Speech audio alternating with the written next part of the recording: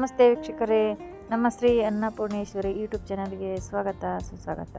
ನಾನಿವತ್ತು ಈ ವಿಡಿಯೋದಲ್ಲಿ ನಿಮಗೆ ಶೇಂಗಾ ಹೋಳ್ಗೆ ಮಾಡೋದು ಯಾವ ಥರ ಅಂತ ಹೇಳ್ಕೊಡ್ತಾ ಇದ್ದೀನಿ.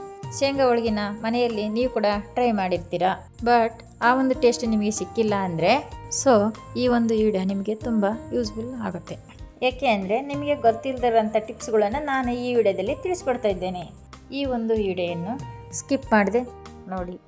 ಶೇಂಗಾ ಹೋಳ್ಗಿನ ಯಾವ ಥರ ಮಾಡೋದು ಅಂತ ಈ ಒಂದು ವಿಡಿಯೋದಲ್ಲಿ ತಿಳ್ಕೊಂಡು ನೀವು ಸಹ ನಿಮ್ಮ ಮನೆಗಳಲ್ಲಿ ಟ್ರೈ ಮಾಡಿ ಟೇಸ್ಟ್ ಮಾಡಿ ಸೂಪರ್ ಆಗಿರುತ್ತೆ. ಬನ್ನಿ ತಡ ಮಾಡದೆ ಈ ಒಂದು ವಿಡಿಯೋನ ಸ್ಟಾರ್ಟ್ ಮಾಡೋಣ. ಒಂದು ಬೇಸನನ್ನು ತಗೊಂಡಿದ್ದೇನೆ ನಾನಿವಾಗ. ಈ ಬೇಸನ್ನಿಗೆ 1 ಲೋಟದಷ್ಟು ಚಿರೋಟಿ ರವೆನ ಹಾಕ್ಕೊಳ್ತಾ ಇದ್ದೀನಿ. 3 ಲೋಟ ಮೈದಾ ಹಿಟ್ಟನ್ನು ಹಾಕ್ಕೊಳ್ತಾ ಇದ್ದೀನಿ. 1 ಚುಟಿಗೆ ಉಪ್ಪು ಹಾಕ್ಕೊಳ್ತಾ ಇದ್ದೀನಿ. 2 ಸ್ಪೂನು ಎಣ್ಣೆ ಹಾಕ್ಕೊತಿದ್ದೀನಿ. ನಾನಿವಾಗ 1 kg ಶೇಂಗಾ ಹೋಳಿಗೆಯನ್ನು ಮಾಡ್ತಾಯಿದ್ದೀನಿ.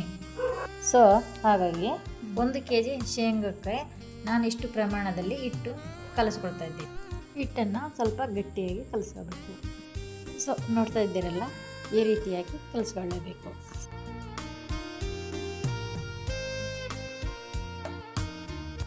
ಒಂದು kg ಶೇಂಗಾನ ಬಾಣಲೆಯಲ್ಲಿ ಸ್ವಲ್ಪ ಸ್ವಲ್ಪ ಹಾಕಿ ಹುರ್ಕೊಳ್ತಾ ಇದ್ದೇನೆ.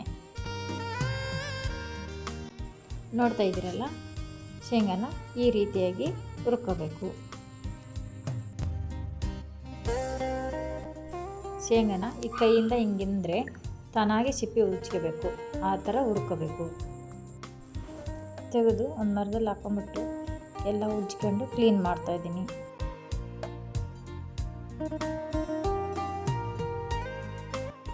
ಸ್ವಲ್ಪ ಸ್ವಲ್ಪ ಮಿಕ್ಸಿ ಜಾರಿಗೆ ಹಾಕ್ಕೊಂಡು ನುಣ್ಣಗೆ ರುಬ್ಕೋಬೇಕು. ಸ್ವಲ್ಪ ತರಿಯಾಗಿರಬೇಕು.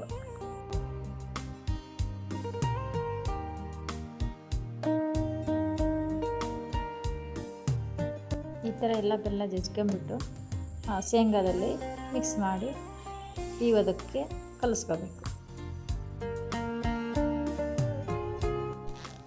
ಶೇಂಗಾ ಹುರಿದು ಪೌಡ್ರ್ ಮಾಡ್ಕೊಂಡಿದ್ವಲ್ಲ ಅದು ಮತ್ತು ಬೆಲ್ಲ, ಅದನ್ನು ಮಿಕ್ಸಿ ಮಾಡ್ತಾಯಿದ್ದೀನಿ.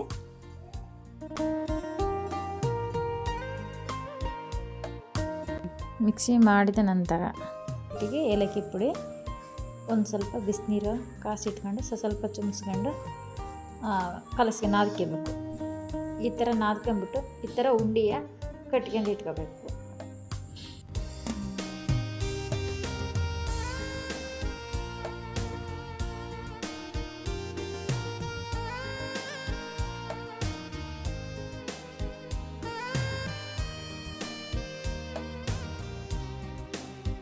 ತಗೊಂಡು ತುಂಬಿ ಈ ಥರ ತುಂಬಿ ಹಿಟ್ಟಚ್ಚಿ ಒಣ ಹಿಟ್ಟಚ್ಚಿ ಉದ್ದಕ್ಕೋಬೇಕು.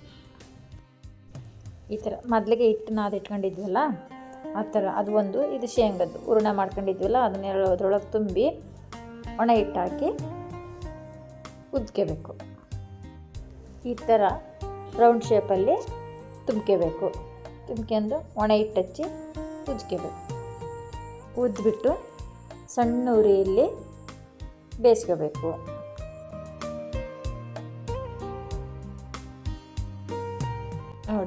ನೋಡ್ತಾ ಇದ್ದೀರಲ್ಲ, ನಾನು ಈ ಥರ ಉದ್ಕೊಂಡಿದ್ದೀನಿ.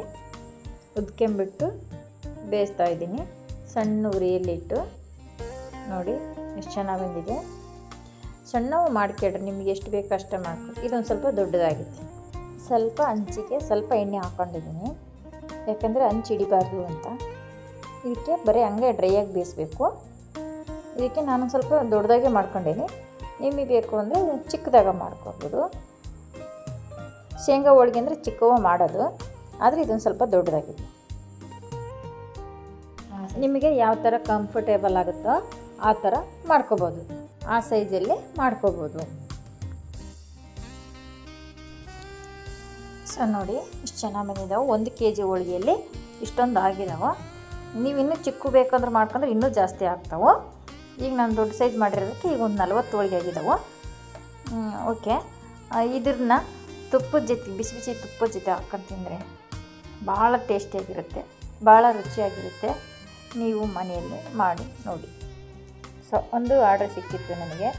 ಆರ್ಡರ್ ಕೊಟ್ಟಿದ್ದರು, ಅದನ್ನು ಹೋಳಿಗೆ ಮಾಡ್ತಾಯಿದ್ದೆ. ಅದರಲ್ಲೇ ಒಂದು ವಿಡಿಯೋ ಮಾಡಿ ನಿಮಗೆಲ್ಲ ತೋರಿಸ್ತಾ ಇದ್ದೀನಿ. ಈ ರೀತಿ ಮಾಡಿ ಭಾಳ ಚೆನ್ನಾಗಿರುತ್ತೆ. ಅವರೆಲ್ಲ ಖುಷಿಪಟ್ಟರು, ಚೆನ್ನಾಗಿದೆ ಹೋಳಿಗೆ ಅಂತ ಹೇಳಿ. ನನಗೆ ಭಾಳ ಖುಷಿ ಆಯಿತು. ಅವ್ರ ಮನೆಯಲ್ಲಿ ಪುಟ್ಟ ಪುಟ್ಟ ಮಕ್ಕಳಿದ್ದರು, ಅವರೆಲ್ಲ ಹೋಳಿಗೆ ಎಲ್ಲ ತಿಂದ್ಬಿಟ್ಟು ಭಾಳ ಖುಷಿಪಟ್ಟರು. ಅವರೆಲ್ಲ ಭಾಳ ಚೆನ್ನಾಗಿ ಹೇಳಿದರು. ಚಿಕ್ಕ ಚಿಕ್ಕ ಮಕ್ಕಳಿಗೆ ಈ ಥರ ತಿಂಡಿ ತಿನಿಸುಗಳೆಲ್ಲ ಇಷ್ಟ ಆಗುತ್ತೆ. ನೀವು ಮಾಡಿ ಮನೆಯಾಗ ಈ ಥರ ತಿಂಡಿಗಳೆಲ್ಲ ಮಕ್ಕಳಿಗೆಲ್ಲ ಭಾಳ ಇಷ್ಟ ಆಗುತ್ತೆ. ನೀವು ಮಾಡಿ, ಭಾಳ ಚೆನ್ನಾಗಿರುತ್ತೆ. ಮಕ್ಕಳೆಲ್ಲ ಭಾಳ ಖುಷಿಪಟ್ಟರು, ಭಾಳ ಚೆನ್ನಾಗಿದೆ ಅಂತ. ವಿಡಿಯೋ ನೋಡಿದ್ದಕ್ಕೆ ಧನ್ಯವಾದಗಳು.